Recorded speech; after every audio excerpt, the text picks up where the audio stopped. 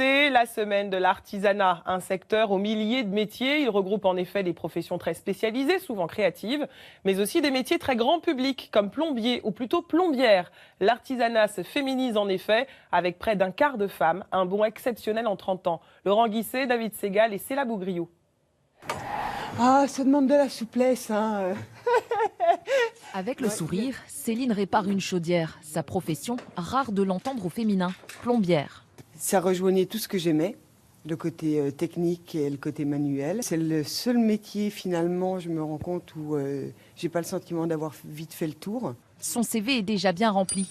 Après la restauration ou encore l'informatique, Céline a finalement choisi un métier bien moins courant pour une femme. Je dirais que c'est une sorte de niche. C'est rare, tout ce qui est rare est cher. Hein, Depuis 5 ans, elle dépanne, installe des appareils sanitaires et entretient les canalisations. Pour accéder à ce métier, il a fallu une reconversion professionnelle.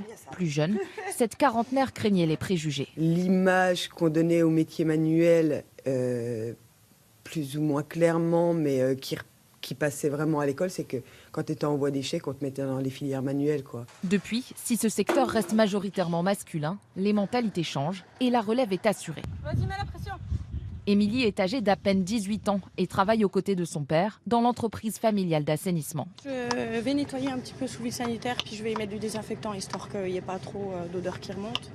Et puis de désinfecter un coup tout seul. Ça, c'est souvent la tâche pour moi.